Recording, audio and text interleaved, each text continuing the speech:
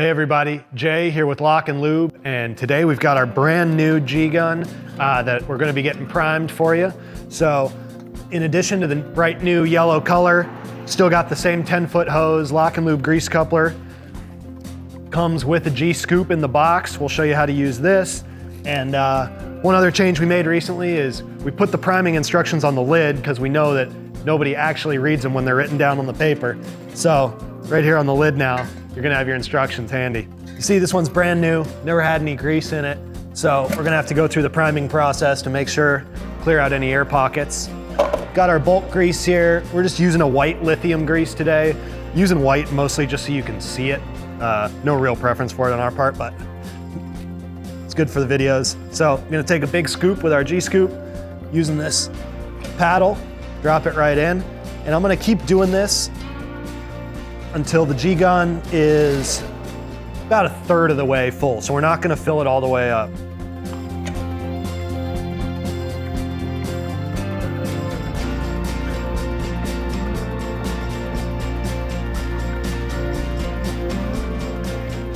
All right, so we got a bunch of grease in there, and as you can see, there's still some air pockets underneath it. So cleaned off our scoop. You can actually scoop some grease off the bottom with the back end of that paddle, scrape it into the canister, and then this thing stores right back into the container here, so that keeps it clean, no contamination on the paddle for the next time you want to use it. And now, like I said, that pump unit's at the bottom of the canister, and so we're gonna hit this thing on the ground to try to clear those air pockets out.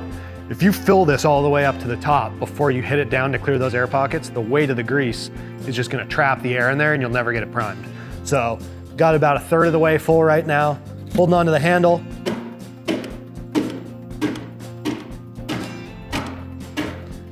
And I'm just doing this to work it down around the pump to try to clear out any air pockets in there.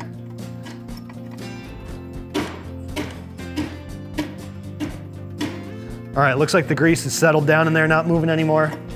So now we're gonna start pumping. Remember, it's a 10-foot hose, so it's gonna take a while to work the grease all the way through the hose. I'm pointing the grease coupler into the canister, so when the grease does start coming out, I don't have to clean it up, it just goes right back in there. We'll be good to go. There we go. Got a pretty steady stream of grease there. And now that we've got it primed, I can fill this thing up to the top if I want, or leave it as is.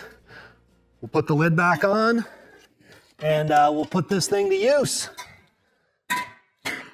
There you have it.